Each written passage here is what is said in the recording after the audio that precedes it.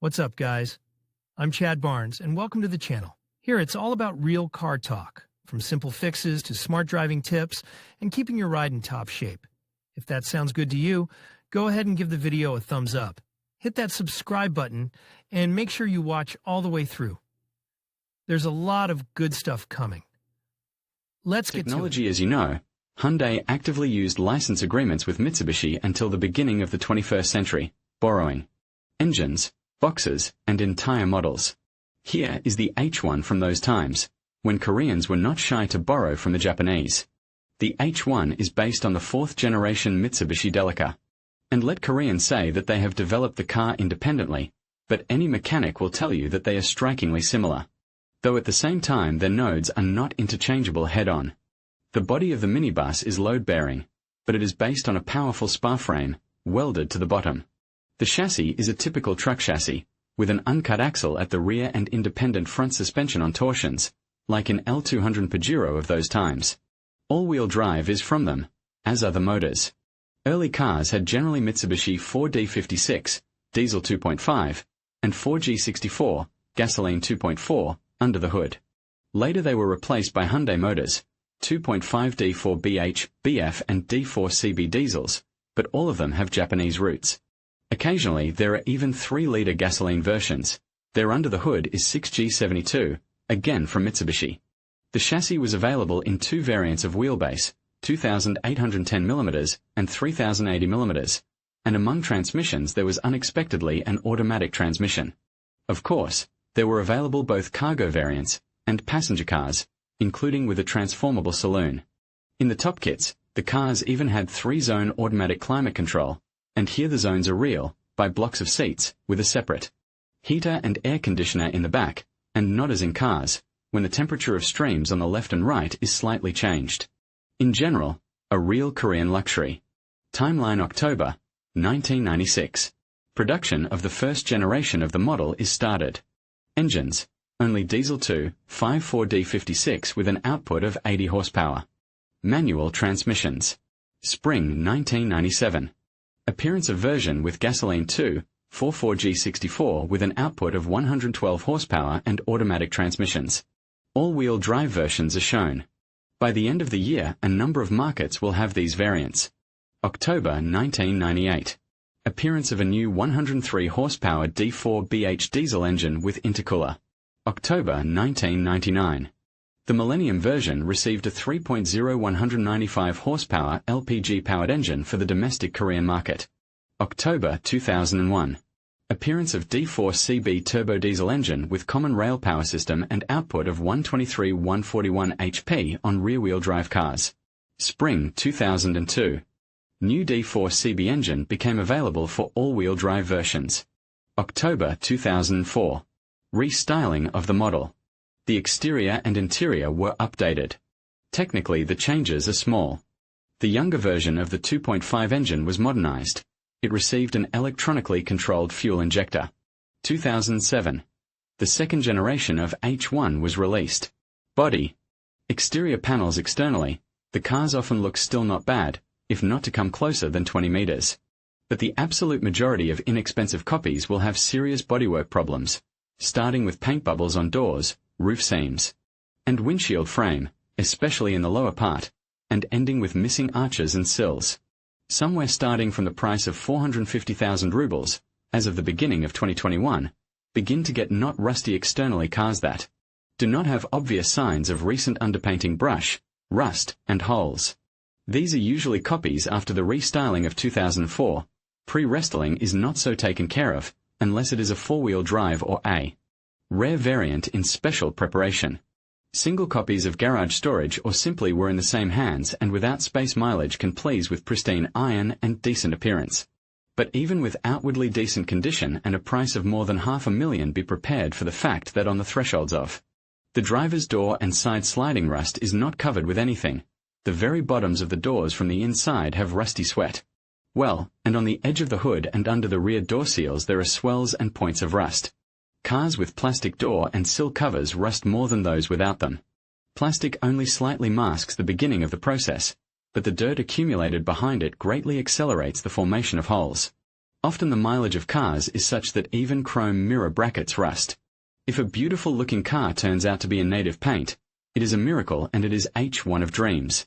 But it is rare. From good news, despite the fact that the body is formally load-bearing, all its external elements are loaded minimally, all loads from the chassis are taken by the frame, so, underneath. External rust is not a verdict if you see a live frame underneath, with intact spars, sills, suspension mounts, torsion bars, leaf springs and the bottom of the body itself. Such a car can be forgiven even rotten sills of the body and sills of the sliding and driver's doors. But usually, if it rots everywhere, and often just quite safe externally. A specimen from the bottom rots to holes in the supporting structure. The primary attention should be paid to the elements of the integrated frame, its longitudinal members, mounting points of aggregates and suspension. The metal is thick, but it does not save. Hole and cracked longitudinal members are not rare. Slightly thinner power elements in the form of sill bearing brackets, panel rod bracket and other transverse elements, as well as elements of mating with the engine shield, engine compartment mudguards are also thoroughly rotten, especially in places where the technological holes are located. Special thanks should be said to very sketchy lockers, which in fact do not cover anything and only collect dirt.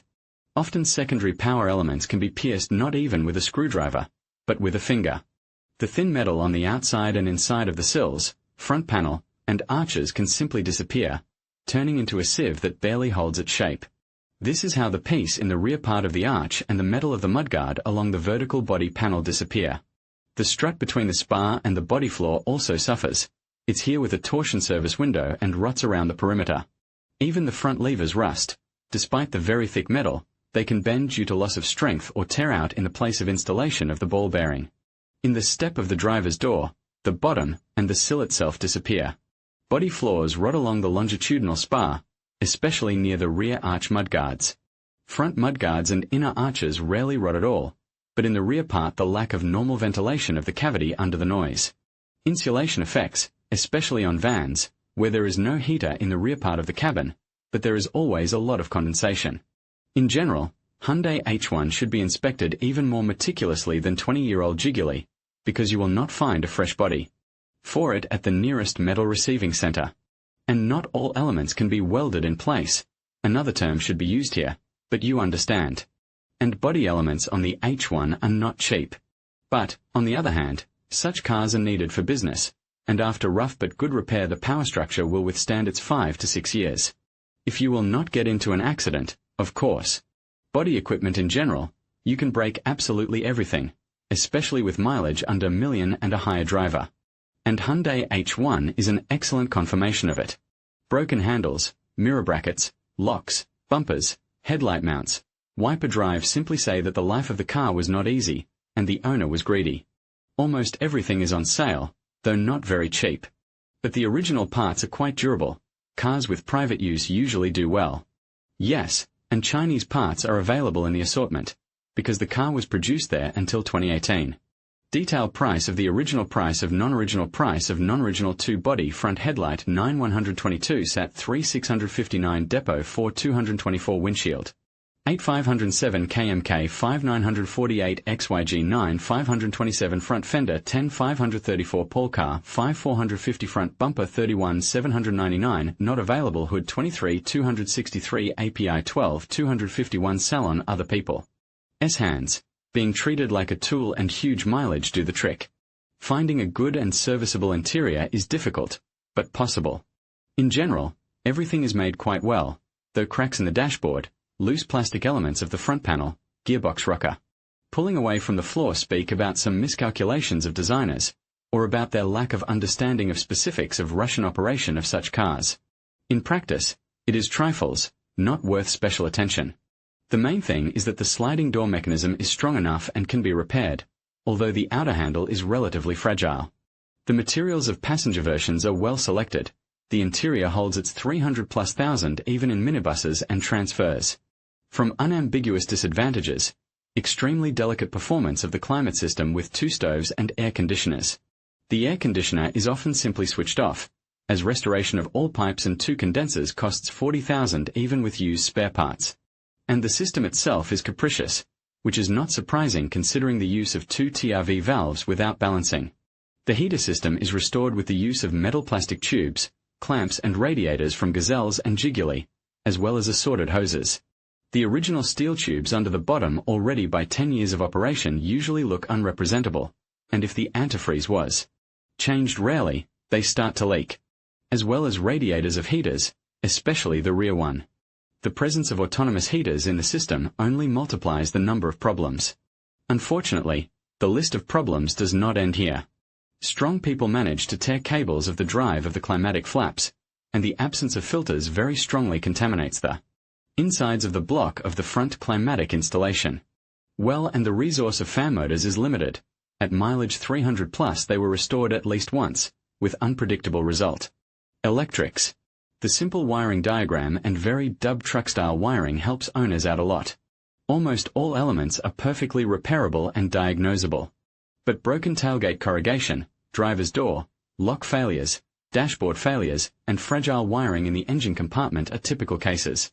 And in general, the electrics for the H-1 are not as important as the condition of the body and powertrain.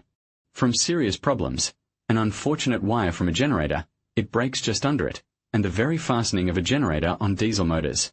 It differs here from Mitsubishi's not for the better. The lower support breaks, the tension bar breaks, and sometimes the ear of the generator breaks off at a skew. Let me remind you, we are often talking about mileage 500 plus. I think the average condition of the Starex H1 of the first generation is clear.